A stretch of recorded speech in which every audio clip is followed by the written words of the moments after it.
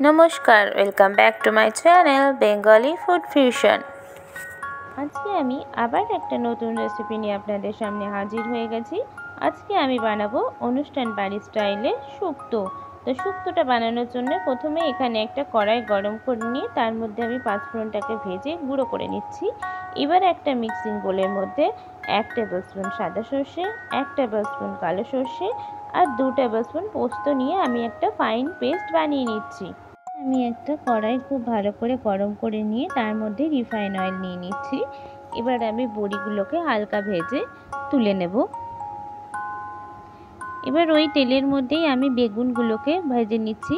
বেগুনটা কিন্তু আমি খুব বেশি ভাজবো না, হালকা করে ভেজে আমি তুলে নিচ্ছি।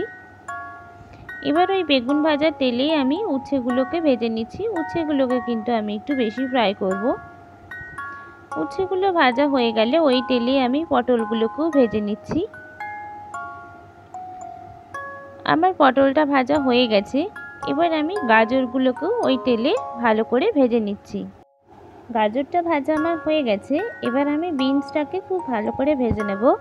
আপনারা কিন্তু বিনসের পরিবর্তে বরবটি ইউজ করতে পারেন। এবার আমি মূলোটাকেও খুব ভালো করে ভেজে নেব। মূলোটা কিন্তু একটু বেশি ভালো করে ভাজবেন, নয়তো কিন্তু মূলোর গন্ধটা যাবে না। এরপর আমি ভেজে নেব পেঁপেগুলো সামান্য ভাজলেই হবে, খুব ভাজার দরকার নেই। এবার ওই তেলের মধ্যেই আমি কেটে রাখা আলু আর কাঁচকলাটাকে দিয়ে দিচ্ছি। আলু আর কাঁচকলাটাকে আমি একবারেই ফ্রাই করে নেব। এরপরে আমি দিয়ে দেব সজনে ডাঁটা। কাঁচকলা আর সজনে ডাঁটাটা খুব ভালো করে ভাজা হয়ে গেলে এর মধ্যে আমি দিয়ে দেব 2 টেবিল স্পুন আদা বাটা আর 1 টেবিল স্পুন লবণ। এবার এটাকে আমি খুব ভালো করে কষিয়ে নেব। আগে থেকে যে সবজিগুলো আমি ভেজে রেখেছিলাম, এবার সমস্ত সবজিগুলো দিয়ে আমি আদাটাকে সমস্ত সবজির সঙ্গে খুব ভালো করে কষিয়ে নেব। আদাটাকে আমি সবজির সাথে 5 থেকে 7 মিনিট কষিয়ে নিয়েছি। এরপর আমি পরিমাণ মতো জল এখানে অ্যাড করে দিচ্ছি সবজিগুলো সেদ্ধ হওয়ার জন্য। এবার ওপর থেকে এখানে আমি একটা ঢাকনা দিয়ে দিচ্ছি। ঢাকনা দিয়ে আমি এখানে 15 থেকে 20 মিনিট সবজিগুলোকে খুব ভালো করে সেদ্ধ করে নেব। এরপর ঢাকনাটা খুলে আমি এখানে 2 টিস্পুন মতো রাঁধুনি বেটে রেখেছিলাম। এবার রাঁধুনি বাটাটা এর মধ্যে আমি দিয়ে আরও 10 থেকে 15 মিনিট মতো ফুটিয়ে নেব। এবার এটাকে আমি একটা পাত্রের মধ্যে ঢেলে নিচ্ছি। এবার আমি একটা কড়াই নিয়ে কড়াইটাকে খুব ভালো করে গরম করে নিয়ে 2 টেবিল স্পুন সাদা তেল আমি এখানে দিয়ে দিচ্ছি।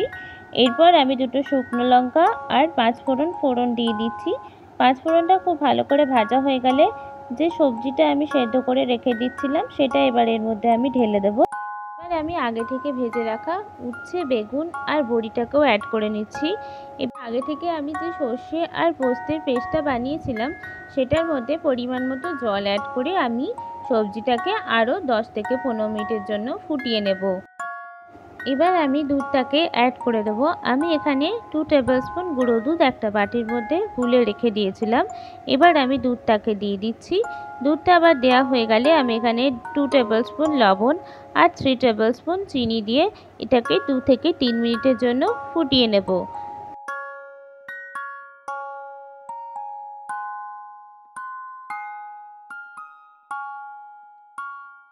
2 থেকে 3 মিনিট ফোটানো আমার হয়ে গেছে।